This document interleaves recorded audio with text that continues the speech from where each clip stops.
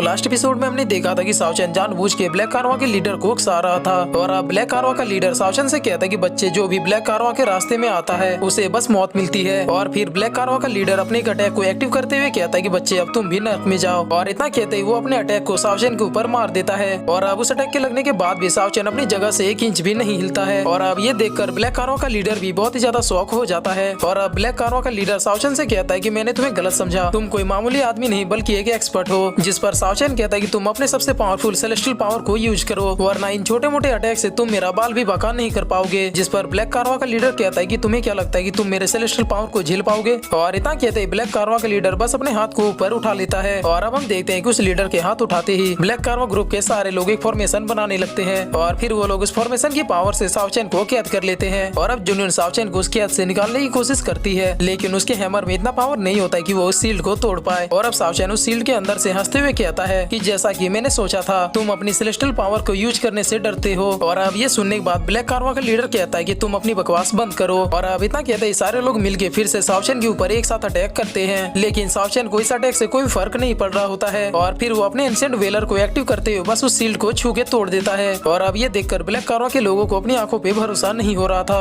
और अब सावचन ब्लैक कारवा के लीडर से कहता है कि अगर मैं गलत नहीं हूँ तो तुम्हारी सारी सेलेस्टियल पावर ब्रेक हो चुकी है। जिस पर ब्लैक कारवा का लीडर सावचन की बातों को नॉनसेंस कहता है। और अब सावचन उस लीडर के पास आते हुए कहता है कि तुम भी जानते हो और मैं भी जानता हूँ कि अगर किसी वॉरियर की सेलेस्टियल पावर ब्रेक हो जाए तो फिर वो वॉरियर कुछ ही दिनों में मर जाता है। लेकिन मेरे ख्याल से तुमने किसी सीक्रेट टेक्निक का यूज किया है जिसकी वजह से तुम्हारे सेलेस्टियल पावर ने अभी भी तुम्हें जिंदा रखा है। और अब ये सुनने के बाद ब्लैक कारवा का लीडर कहता है कि आखिरकार तुम्हें ये सब कैसे पता। तब सावचन कहता है कि मेरे ख्याल से तुम अब ज्यादा से ज्यादा 3 महीने बच पाओगे। और अब ये सुनने के बाद ब्लैक कारवा का लीडर कहता है कि आखिरकार तुम हो कौन। तब सावचन उसके पास आते हुए कहता है कि मैं वो पर्सन हूँ जो कि तुम्हारे सेलेस्टियल पावर्स को रिपेयर कर सकता है। और अब ये सुनने के बाद ब्लैक कारवा का लीडर कहता है कि आखिरकार तुम कितने % श्योर हो कि तुम मुझे ठीक कर सकते हो। जिस पर सावचन कहता है कि मैं पूरे 100% श्योर हूँ, लेकिन अगर मैंने तुम्हें ठीक किया तो तुम्हें भी बदले में कुछ प्राइस चुकानी होगी। और अब ये सुनने के बाद ब्लैक कारवा का लीडर कहता है कि अगर तुमने मुझे पूरी तरीके से ठीक कर दिया तो तुम्हें जो चाहिए वो तुम्हें मिल जाएगा। और अब ये सुनने के बाद सावचन कहता है कि दरअसल मुझे तुम्हारी मार्शल स्पिरिट चाहिए। और अब मार्शल स्पिरिट का नाम सुनते ही ब्लैक कारवा का लीडर बहुत ही ज्यादा गुस्सा हो जाता है और फिर वो सावचन से कहता है कि तुम बस सपने देखो। जिस पर सावचन कहता है कि तुम्हारी मार्शल आर्ट की जर्नी तो मेरे साथ शुरू हो चुकी है और इसीलिए मैं कह रहा हूँ कि तुम मुझे अपना मार्शल स्पिरिट दे दो और इसके बदले में मैं तुम्हें पूरी तरीके से ठीक कर दूंगा और उसके बाद तुम अपने पावर के दम पे जो चाहो वो कर सकते हो। और अब सावचन की बात सुन के ब्लैक कारवा का लीडर कहता है कि तुम बातें तो बहुत ही चालाकी से करते हो लेकिन मैं कोई 3 साल का बच्चा नहीं हूँ। और अब ये सुनने के बाद सावचन कहता है कि अच्छा तो तुम्हें प्रूफ चाहिए। और अब इतना कहते ही सावचन अपनी पावर की मदद से उसके सेलेस्टियल पावर को थोड़ा सा हील कर देता है। और अब अपनी शक्तियों को फील करते हुए ब्लैक कारवा का लीडर कहता है कि आखिरकार तुमने ये कैसे किया। तब सावचन कहता है कि तुम्हारे पास 1 दिन है और अगर तुम मेरी बातों से एग्री हो जाओ तो फिर मैंने जो पावर तुम्हें दिया है उस पावर की मदद से तुम मुझे लोकेट कर सकते हो। और ये कहकर सावचन उनके ट्रैप से बाहर निकल जाता है। और अब जुनियन सावचन से पूछती है कि मास्टर क्या आप ठीक है। जिस पर सावचन कहता है कि भला ये लोग मेरा क्या कर सकते हैं। और अब जुनियन और सावचन वहाँ से चले जाते हैं। और अब ब्लैक कारवा का लीडर सावचन के बारे में सोचते हुए कहता है कि भला वो मेरी मार्शल स्पिरिट का क्या करेगा। और अब ब्लैक कारवा ग्रुप के बाकी लोग भी कहने लगते हैं कि बॉस अगर वो लड़का आपको सच में ठीक कर सकता है तो फिर हम सब भी यही चाहते हैं कि आप जल्द से जल्द ठीक हो जाओ। और अब अपने लोगों की बात सुनने के बाद वो लीडर अपने मन में सोचने लगता है कि एक ब्रोकन सेलेस्टियल स्टेज को बस एक सुप्रीम लॉर्ड ही रिपेयर कर सकता है और इसीलिए मुझे इस बात पे बिल्कुल भी भरोसा नहीं हो रहा कि कोई लोअर रिलम का कल्टीवेटर भी ऐसा कर सकता है। और अब सीन चेंज होता है और हम सावचन और बाकी लोगों को देखते हैं जहाँ पर लाजवाब सावचन से कह रहा होता है कि मास्टर क्या आपको ये घर पसंद आया। जिस पर सावचन भी यस कहता है। और अब सावचन सबको जुनियन से मिलाते हुए कहता है कि ये जुनियन फैमिली की डॉटर है और इसके साथ ही एक बहुत ही अच्छी ब्लैक स्मिथ है। और अब सावचन सारे लोगों से कहता है कि मैंने बहुत दिनों से अच्छे से रेस्ट नहीं किया इसीलिए अब मैं रेस्ट करने जा रहा हूँ। और अब सीन चेंज होता है और हमें रात का सीन दिखाया जाता है जहाँ पर सावचन और ब्लैकी बहुत ही आराम से सोए हुए होते हैं। और अब सीन चेंज होता है और हमें दूसरे दिन का सीन दिखाया जाता है जहाँ पर सारे लोग अपने अपने काम में लगे हुए होते हैं। जहाँ पर जुनियन लुंगपिंग के वेपन्स को देख के बहुत ही ज्यादा खुश हो रही थी और लुंगपिंग भी उसे अपनी खोजों के बारे में बता रहा था। और अब ब्लैकी सावचन से पूछता है कि हम लोग स्पिरिट स्टोन की डकैती कब करने वाले हैं। जिस पर सावचन कहता है कि डकैती, हम लोग कोई डाकू नहीं है। और अब ये सुनने के बाद ब्लैकी आराम से बैठते हुए कहता है कि सॉरी मेरे कहने का मतलब ये है कि हम लोग कब उन बुरे लोगों को मार के उन स्पिरिट स्टोनों को गरीबों में बांटने वाले हैं। जिस पर सावचन भी आराम से बैठते हुए कहता है कि मैं बस सही मौके की तलाश में हूँ। और अब तभी लाजवाब सावचन के पास आता है और सावचन से कहता है कि मास्टर माँ फैमिली की तरफ से आपको एक इनविटेशन आया है और माँ फैमिली के लोगों ने आपको अपने रेसिडेंट में इनवाइट किया है। और अब ये सुनने के बाद सावचन भी हंसते हुए कहता है कि चलो मौका मिल गया। और अब सीन चेंज होता है और हम देखते हैं कि माँ फैमिली का एक लड़का सावचन का वेट कर रहा था। और अब कुछ ही देर बाद सावचन भी वहाँ पे आ जाता है और अब सावचन को देखते वो लड़का अपने मन में बहुत ही ज्यादा गुस्से से शाओशन को गालियां दे रहा था। लेकिन दिखावे के लिए माओ फैमिली का वो लड़का शाओशन से बहुत ही अच्छे से बात करता है और फिर वो लड़का शाओशन को ग्रेट करते हुए कहता है कि मेरा नाम माओ फेंग है और मैं माओ फैमिली का दूसरा बेटा हूँ और हम लोगों ने आपको यहाँ पे इसलिए बुलाया है क्योंकि मैंने सुना कि कुछ दिनों पहले ही मेरे बड़े भाई माओ क्विंग और आपका झगड़ा हुआ था और उसमें गलती मेरे बड़े भाई माओ क्विंग की थी और इस बात से पूरी माओ फैमिली शर्मिंदा है और इसीलिए हमने आपसे माफी मांगने के लिए आपको यहाँ पे बुलाया है। और अब उस लड़के की ऐसी एक्टिंग देखने के बाद शाओशन कहता है कि पक्का इसने एक्टिंग बॉलीवुड से सीखी है। और अब शाओशन भी इस नाटक को कंटिन्यू करते हुए कहता है कि अगर सच में तुम्हारे भाई को इस बात से बहुत ही ज्यादा बुरा लगा तो फिर मैं उसे माफ करने के लिए तैयार हूँ। और अब ये सुनने के बाद माओ फेंग शाओशन को थैंक यू कहता है और फिर वो कहता है कि प्लीज आप मेरे पीछे आइए। और अब शाओशन भी माओ फेंग के पीछे पीछे आने लगता है और अब सीन चेंज होता है और हम माओ फैमिली के अंदर का सीन देखते हैं जहाँ पर सारे एल्डर्स और मास्टर बैठे हुए होते हैं। और अब थोड़ी देर बाद शाओशन भी वहाँ पे आ जाता है और अब शाओशन को अकेला आता देख के माओ क्विंग बहुत ही ज्यादा हंस रहा था। और अब शाओशन वहाँ पे मौजूद लोगों को देखते हुए कहता है कि ये सारे तो डिवाइन रिलम के कल्टीवेटर्स हैं। और अब माओ फेंग शाओशन को बैठने के लिए कहता है जहाँ पर शाओशन भी बड़े ही आराम से बैठ जाता है। और अब शाओशन नाटक को कंटिन्यू करते हुए कहता है कि हाँ तो माओ फैमिली के लोग मेरे पैरों पे गिर के माफी मांगने वाले थे।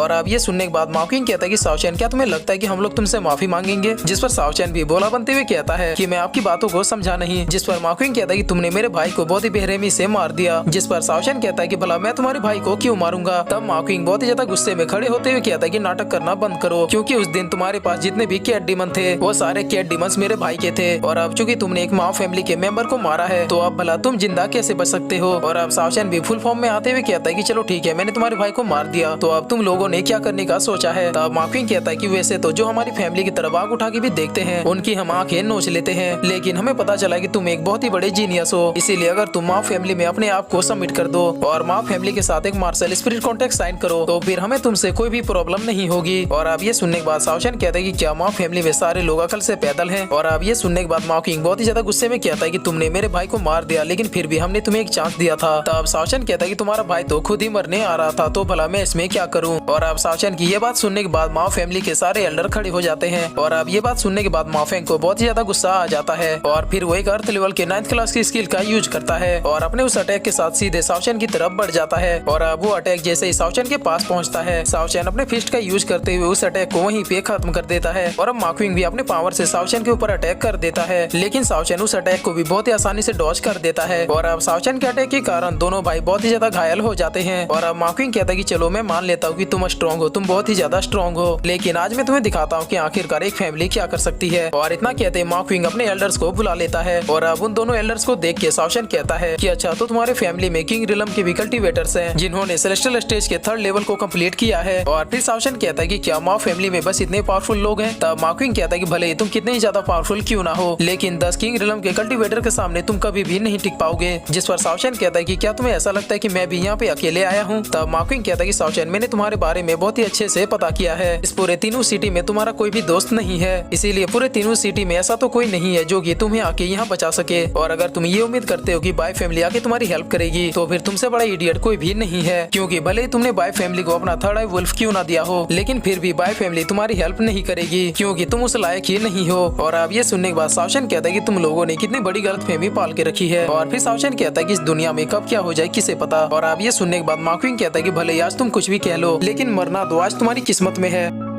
और फिर इसी के साथ ये एपिसोड यहीं पे खत्म होता है।